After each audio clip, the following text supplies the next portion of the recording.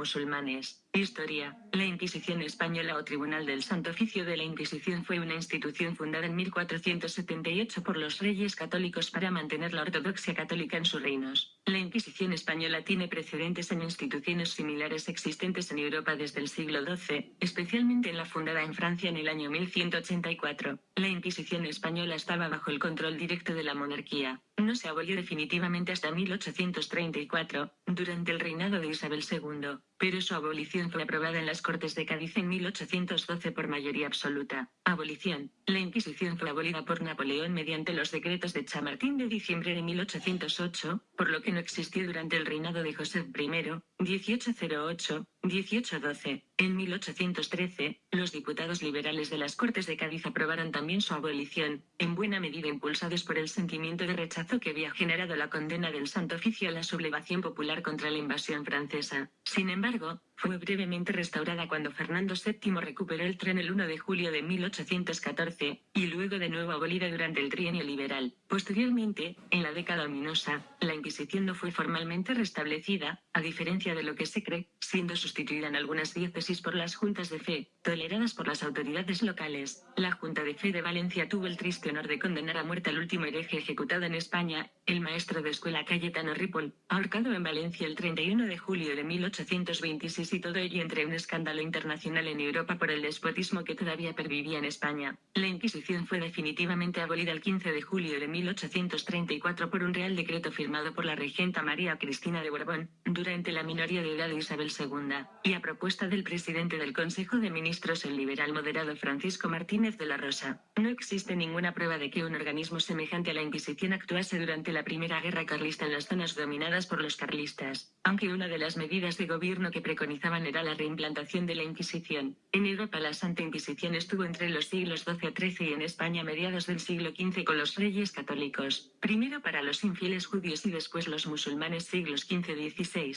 Fíjense los castigos que ponía el Tribunal de la Santa Inquisición, comparables solo a los que ponen los extremistas musulmanes en la actualidad a sus ciudadanos y sobre todo cristianos, y que son realmente espeluznantes. He nombrado unas cuantas y otras por su crueldad las he eliminado y por supuesto no lo justifico. Algunos métodos y utensilios de tortura en tiempos de la Santa Inquisición, aunque su descripción es tan desagradable que solo pondré el nombre del castigo. Crucifixión según Tribunal de la Santa Inquisición. Crucifijo puñal, afilado puñal disimulado que se hallaba en el interior de un crucifijo y servía supuestamente para la eliminación pacífica de infieles, herejes y homosexuales. Al besarlo se salvaba un alma al mismo tiempo que se eliminaba un enemigo. Periódico periodistadigital.com. Fueron colgados de la verja de un cuartel en el norte de Siria. El Estado Islámico crucifica a una treintena de personas por no cumplir el Ramadán. Crucifixión por un día entero y 70 latigazos por romper el ayuno. Crucifixión según Tribunal de la Santa Inquisición. Crucifixión, aunque se cree romano, la crucifixión es una antigua de tortura y ejecución fenicia y persa. Consistía en inmovilizar clavando o atando a la víctima, generalmente desnuda, a una cruz, donde permanecía colgada hasta su muerte. Habitualmente se ataba al reo a la cruz, siendo la crucifixión con clavos reservada para casos de mucha gravedad o castigos ejemplares. La muerte podía producirse debido a deshidratación, hipotermia o cualquier otra consecuencia de encontrarse a la intemperie desnudo durante horas o incluso días. No era la forma habitual. Normalmente morían por asfixia. Al agotarse no podían soportar el peso de su propio cuerpo y quedaban colgando de sus brazos inmovilizados al listón horizontal. Dicho peso causaba que sus pulmones no pudieran trabajar correctamente y se encharcaban, provocando la muerte por asfixia. Debido a la posición estirada del cuerpo, los pulmones quedan comprimidos, la víctima se levanta apoyándose en los clavos que sujetan sus pies y sus muñecas y consigue respirar, aunque a costa de un dolor intensísimo. Cada movimiento va debilitando progresivamente a la víctima, hasta que, finalmente, no puede incorporarse y se ahoga. La crucifixión medieval era la forma de castigo utilizada por los inquisidores a modo de emulación de la muerte de Jesús. Existían muchos métodos de crucifixión, pero a modo de tortura inquisitorial predomina este. Se situaba la víctima encima de un taburete enfrente de una gran puerta de madera cerrada. Sus brazos eran levantados verticalmente por encima de su cabeza. Por un lado la muñeca era atada entre el cúbito y el radio y por el otro la puerta. También los pies eran convenientemente atados entre el primer y segundo metatarso. Los inquisidores, entonces y simultáneamente, abrían súbitamente la puerta y quitaban el punto de apoyo de la víctima, el taburete, con lo que el condenado quedaba literalmente crucificado en la puerta, infringiéndole más o menos dolor dependiendo de la fuerza con que abrían y cerraban la puerta, con independencia de las torturas añadidas, menos sofisticadas como latigazos o calor, que aplicaban durante la crucifixión. Esta, con independencia de otras posibles, fue una de las torturas que padeció el último gran maestre de la Orden del Temple Jack de Molais como medio para arrancarle confesión. Musulmanes. Neofluvium.org. Persecución a los cristianos en Oriente Medio. Jonathan Adelman y Agota Cooperman. ACI, 7i. 02. El estudio desarrolla algunos de los casos más importantes. En Egipto, muchas leyes o costumbres favorecen a los musulmanes y su constitución proclama el Islam como la religión del Estado. Es casi imposible construir o restaurar iglesias al tiempo que muchos miles de nuevos edificios musulmanes han sido aprobados por el Estado. Las leyes prohíben las conversiones de musulmanes al cristianismo en Arabia Saudita. Todos los ciudadanos deben ser musulmanes. Es ilegal importar, fabricar o poseer materiales cristianos o no musulmanes. Y los cristianos son encarcelados y deportados por esa causa. Sudán ha seguido los códigos islámicos desde 1983 y se declaró a sí mismo como país islámico en 1991. Una brutal guerra civil emprendida por los musulmanes de Arabia del Norte contra los cristianos y los africanos negros animistas del sur ha matado más de 2 millones de personas en Afganistán. La aplicación rigurosa de las leyes islámicas ha sembrado tal odio hacia los cristianos que no tuvieron más iglesias abiertas ni un número significativo de cristianos reunidos en el país. En Irán, los cristianos forman el 0.4% de la población. La pequeña población cristiana es tratada como una segunda clase. La literatura cristiana es ilegal. Los conversos del Islam a otra religión son perseguidos de muerte y la mayoría de las iglesias evangélicas son subterráneas. Hiperlink http://www.fluvium.org/historia/is09.htm www.fluvium.org/textos-historia-is09htm. Periódico minutodigital.com. Por Daci Baoñe, publicado 1 de junio de 2015. Fragmento de Periódico Minuto Digital sobre la persecución de los cristianos en Marruecos. En Marruecos se condena a penas de hasta 3 años de prisión a quienes abrazan el cristianismo o regalan una Biblia. En concreto, el artículo 220 del Código Penal marroquí establece, comillas, se castigará con penas de 6 a 3 años de prisión a quien emplee cualquier medio de seducción para quebrantar la fe de un musulmán o tratar de convertirla a otra religión.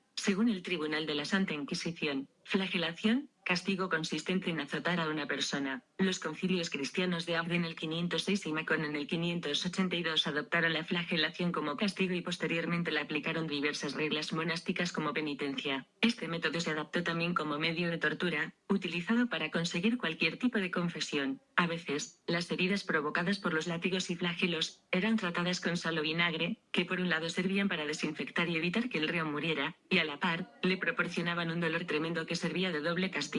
AmnistiaInternacional.com, iniciada el 15 de julio de 2015, actualizada el 24 de agosto de 2015, Sudán, una mujer cristiana podía ser flagelada por indumentaria indecente. Fardous Altor, una de las 10 mujeres cristianas acusadas de llevar indumentaria indecente sentenciada a 20 latigazos y una multa. Babil Bush pide al presidente de Sudán que sean retirados los cargos contra las mujeres aún detenidas y que se les ponga en libertad de inmediato. Asimismo, pídele que se derogue el delito de indumentaria indecente, dispuesto en el artículo 152 del Código Penal de 1991. El artículo 152 del Código Penal de 1991 concede a la Policía de Orden Público amplias facultades para detener a cualquier persona por indumentaria indecente, un delito castigado con 40 latigazos, el pago de una multa o ambas cosas. Es indignante que estas mujeres se enfrenten a ser flageladas por el mero hecho de decidir llevar una falda o unos pantalones. Hoguera es una de las torturas más antiguas. Víctimas de ella fueron los herejes, bruja y homosexuales. Infobar. ISIS lapida a 2 hombres en Siria por tener aventuras homosexuales. Las imágenes muestran cómo una multitud apedrea hasta la muerte a 2 hombres en Homs. Los terroristas islámicos aplican la Sharia en las ciudades bajo su control. 23 de marzo de 2015. La aplicación sin atenuantes de la ley islámica, Sharia, ha llevado a los terroristas a aplicar la pena de muerte a todo tipo de actos considerados delictivos, como el adulterio o la homosexualidad. Tribunal de la Santa Inquisición. Ablación, agarra cuellos, anillo automortificante, aplasta cabezas, aplasta piernas, divisor de rodilla, aplasta pulgares, arañado, era la versión femenina de la uña de gato. Esta forma de tortura era muy similar a la mastectomía. La araña era un trozo de hierro, en rodillo, con filo en forma de tenedor y se lo colocaba en los pechos. Nuevamente, esta era una tortura muy exclusiva para las mujeres arañas de la bruja, atadura, aureola del tonto o corona del escarnio con campanilla, borcegui, bota de un hierro, bota malaya, botas o cuñas, brasero, caminante, carretilla de los trabajadores forzados. Los condenados a trabajos forzados pasaban años, a veces una vida entera, encadenados a una carretilla, de día y de noche, bajo el calor o el frío. La vida de estos condenados era breve. Cepo, más que de muerte, era un método de que tenía momento expuesta a la víctima hasta la muerte. Cigüeña o cepo, era un método más que de muerte, de castigo por delitos de robo, disturbios o pendencias, aunque en un momento dado se podía tener expuesta a la víctima hasta la muerte, si así se decidía por la Corte de Justicia. También fue utilizado como método de tortura para conseguir una confesión en las mazmorras de castillos, palacios de justicia o cárceles inquisitoriales. El cepo era un instrumento que servía para sujetar al reo por la garganta y las muñecas, y según el modelo también por los tobillos, consistente en 2 maderos ajustables. A los pocos minutos de su utilización sobre la persona, ésta sufría grandes calambres, primero de los músculos abdominales y rectales, luego de los pectorales, cervicales y de las extremidades. Con el paso de las horas, estos calambres conducían a un continuo e insufrible dolor en abdomen y recto. La víctima quedaba expuesta al público en la plaza de la ciudad, encontrándose a merced del populacho que lo dejaba y goleaba, a veces incluso hasta la muerte, con el beneplácito de la autoridad. Cinturón de castidad no fue exactamente un medio de tortura, sino que más bien se usaba para garantizar la fidelidad de las esposas durante los periodos de largas ausencias de los maridos, y sobre todo de las mujeres de los cruzados que partían para Tierra Santa, igual o semejante a las esclavas sexuales de los extremistas islámicos. La fidelidad era de este modo asegurada durante periodos breves de un par de días o como máximo de pocas semanas, nunca por tiempo más dilatado. No podía ser así, porque una mujer trabada de esta manera perdería en breve la vida a causa de las infecciones ocasionadas por la acumulación tóxica no retirada, las abrasiones y las magulladuras provocadas por el mero contacto con el hierro. Cinturón de San Erasmo, San Telmo, colgado y quemado, collar de coas punitivo, collar para jugadores de cartas, corte la lengua, cucharilla, descuartizado por caballos, desollamiento. Este suplicio era infligido como pena capital. La sierra se aplicaba a menudo a homosexuales, aunque principalmente a hombres. En España la sierra era un medio de ejecución militar hasta el siglo XVI. Infobar. ISIS lapida a 2 hombres en Siria por tener aventuras homosexuales. Las imágenes muestran cómo una multitud apedrea hasta la muerte a 2 hombres en Homs. Los terroristas islámicos aplican la Sharia en las ciudades bajo su control. 23 de marzo de 2015. La aplicación sin atenuantes de la ley islámica, Sharia, ha llevado a los terroristas a aplicar la pena de muerte a todo tipo de actos considerados delictivos, como el adulterio o la homosexualidad. La pena oral, normalmente se aplicaba a los predicadores heréticos, pero también a seglares reos de tendencia antiortodoxas. La pena vaginal, en cambio,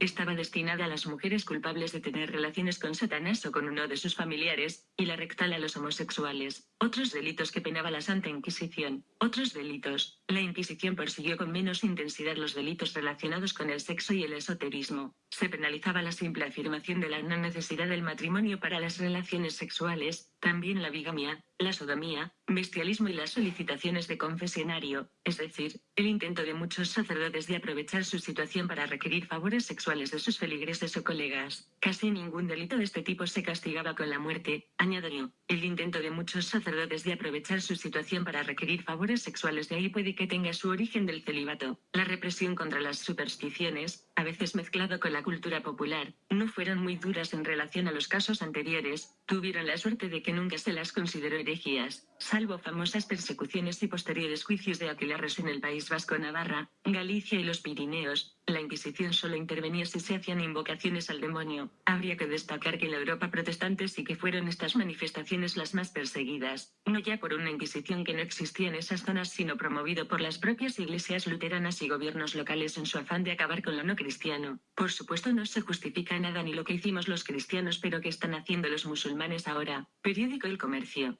Jueves 5 de febrero del 2015, 18:06. El Estado Islámico vende, crucifica y entierra vivos a niños. Según la ONU, algunos niños con discapacidad mental han sido usados como atacantes suicidas por los terroristas. http://elcomercio.p/mundo/terrorismo/estado-islámico-media-noticia-misión. Periódico ABC Internacional. Internacional Estado Islámico. Ellos nos violan, nosotros les matamos.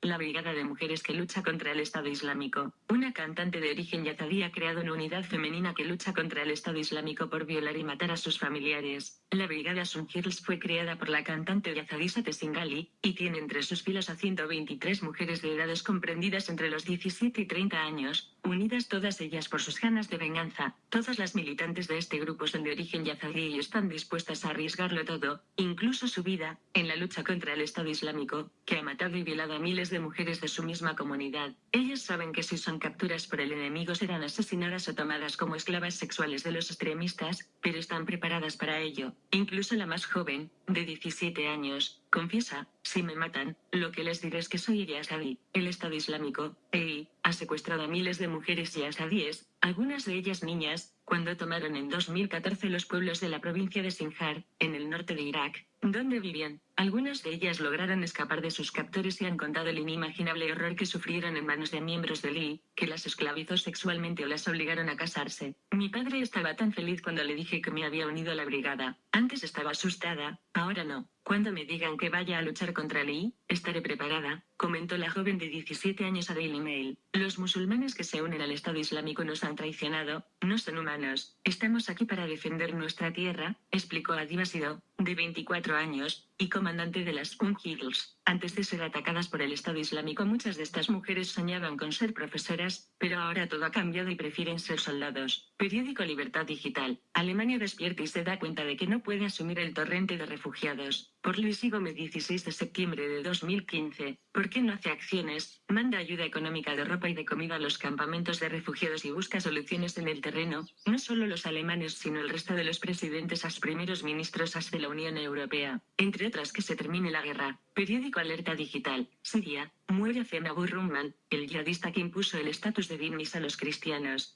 Hiperlink http://www.alertadigital.com/wp-content/09/cm.jpg.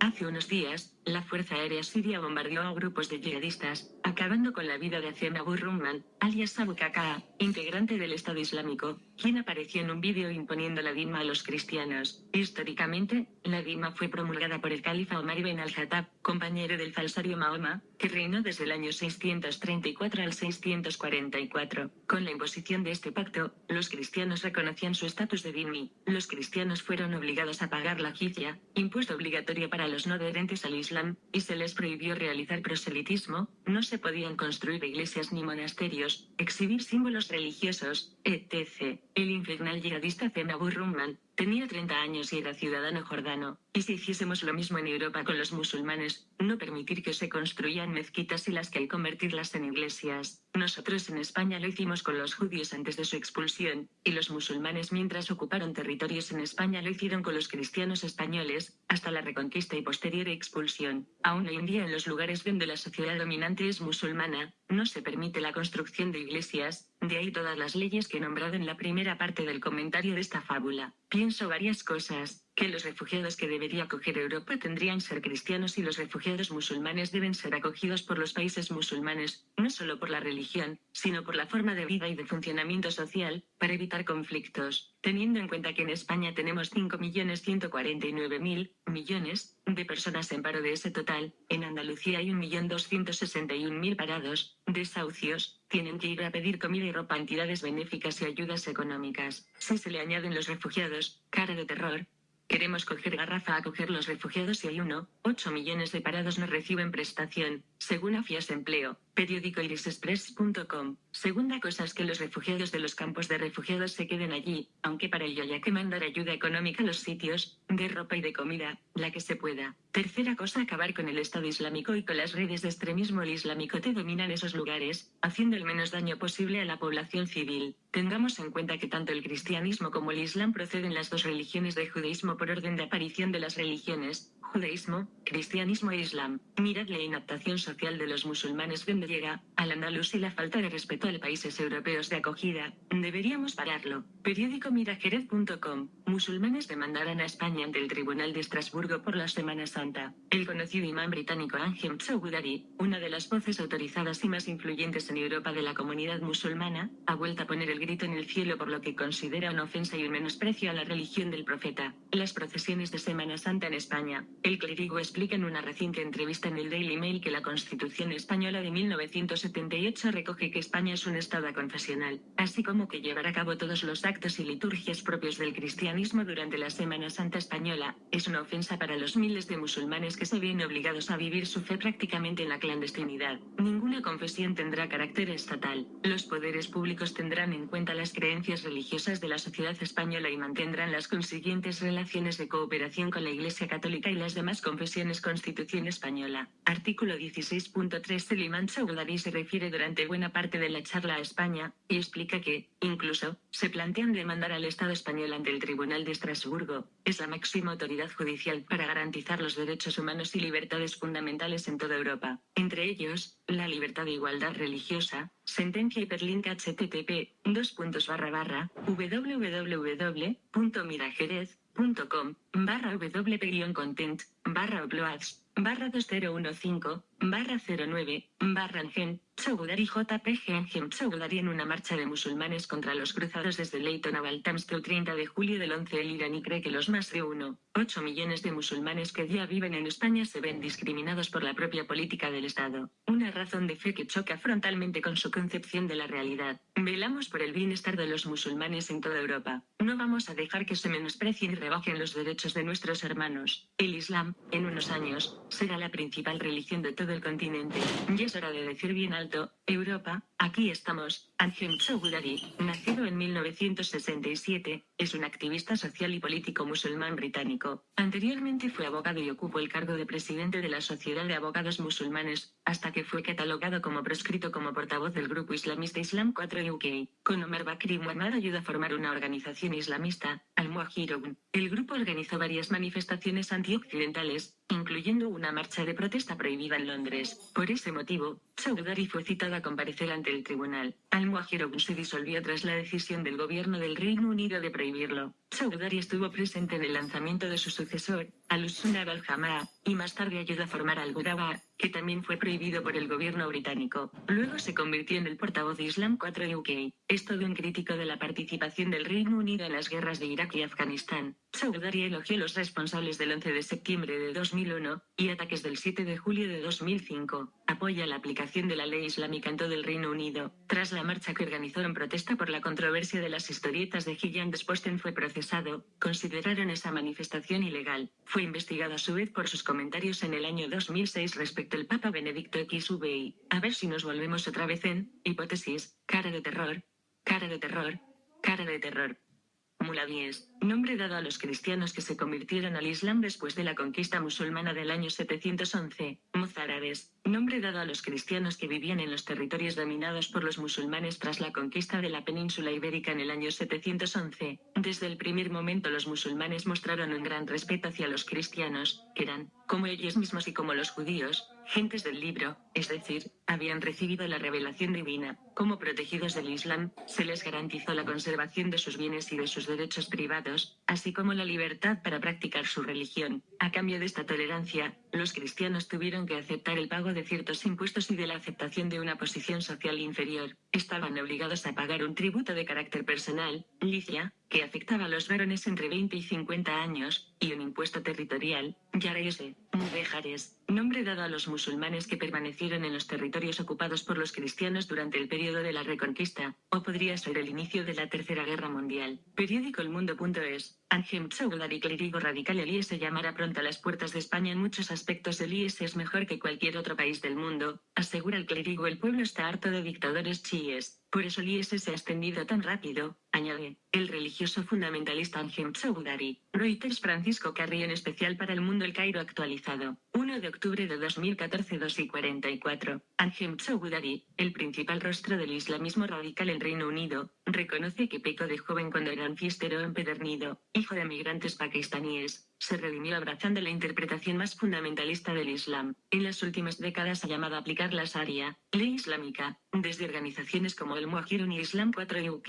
ilegalizadas por Londres. La pasada semana fue detenido por Scotland Yard acusado de actividades relacionadas con el terrorismo y puesto en libertad bajo fianza unos días más tarde. Me arrestaron para alimentar titulares de prensa y para que pareciera que David Cameron está luchando contra el terrorismo, pero no es cierto que esté formando y enviando musulmanes al Estado Islámico, asegura Chowdhury en una entrevista exclusiva a El Mundo en la que ofrece una encendida defensa del califato y sus métodos. Ha advertido en alguna ocasión que los ataques contra el Estado Islámico no serán gratuitos. ¿Qué precio habrá que pagar? Las acciones de los ejércitos estadounidense y británico en tierra musulmana provocan inestabilidad en esos países e inseguridad en casa. La mejor prueba la vimos el 7 de julio de 2005. Los atentados contra el transporte público en Londres dejaron 56 muertos. Si continúan los ataques contra los musulmanes en Siria e Irak, el gobierno británico embarcará a sus ciudadanos en una guerra sangrienta. Los países occidentales no luchan contra una guerrilla sino contra una nación, el Estado Islámico, con una superficie mayor que la del Reino Unido y un ejército poderoso. En los últimos meses no ha parado de divulgar las bondades de vivir en el califato. ¿Cuáles son esas supuestas ventajas? Si conoce a gente que reside allí, tengo contacto con algunos, sabría que tienen acceso gratuito a una casa y alimentos, además de disfrutar sin coste alguno de suministro de electricidad, gas y agua y disponer de seguridad. Son muchas de las cosas con las que la gente sueña en Occidente. Si reside en Reino Unido, hay que trabajar duro durante toda la vida para lograr una vivienda y no siempre se obtiene. En el IS tiene casa gratis, un salario de $500 al mes y una asignación según los hijos a su cargo. En muchos aspectos el IS es mejor que cualquier otro país del mundo. Además, se han eliminado las desviaciones de la pornografía, el alcohol, las apuestas, los homosexuales o la explotación. Es una sociedad ideal para quienes temen a Dios. Una tierra en la que, sin embargo, se fomenta la esclavitud.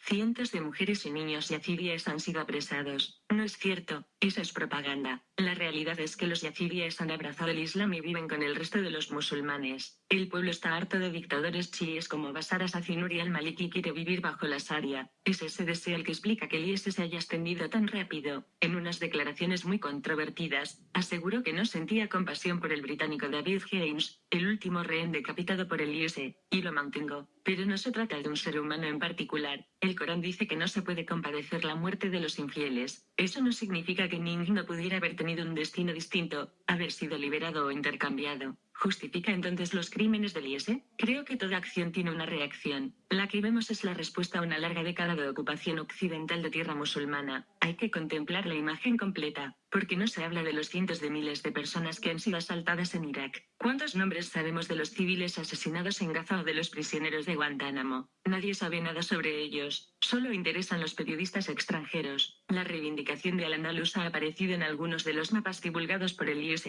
¿Es España un objetivo? Por supuesto. Al-Ándalus es una tierra musulmana como también lo es la Palestina ocupada por los judíos o toda la India. Todos esos lugares serán recuperados algún día. Mi opinión personal es que no se necesitará un lapso muy largo de tiempo. Tariq Ibn Ziyad, el general que lideró la conquista musulmana de Hispania, se hizo con España en 8 años. Se sorprendería si supiera cómo de rápido serán anexionadas esas tierras. Los musulmanes están hartos de dictadores. Los líderes de los países musulmanes serán derribados pronto y surgirá un superpoder que avanzará por el mundo. Será cuestión de tiempo que llame a las puertas de España otra vez. ¿Ese superpoder será el IS? Hay al menos 4 formas de que la Sharia sea reimplantada en España, impuesta por sus seguidores, por parte de la sociedad con mecanismos como un golpe militar, mediante una guerra o a través del IS. Este último es el escenario más probable, que llegue el IS y elimine todos los obstáculos. ¿Qué apoyos tiene el califato en Occidente? Es imposible disponer de una cifra, pero le aseguro que son muchos. Y no solo en Occidente sino también en Indonesia, África o Oriente Medio. El IS cuenta con un ejército extraordinario, con unas tropas que llegan a los 100.000 efectivos, lejos de las estimaciones del gobierno estadounidense. ¿Los bombardeos destruirán al IS? No tendrán ningún efecto. Es lo mejor que le podría haber pasado al IS. Unir a los musulmanes de todo el mundo. Ningún hermano respaldará el asesinato de mujeres y niños. Es imposible derrotar a quienes aman la muerte tanto como ustedes adoran la vida. Noticias relacionadas. El Foreign Office revela la identidad del segundo rey británico. El aliado invisible contra el IS.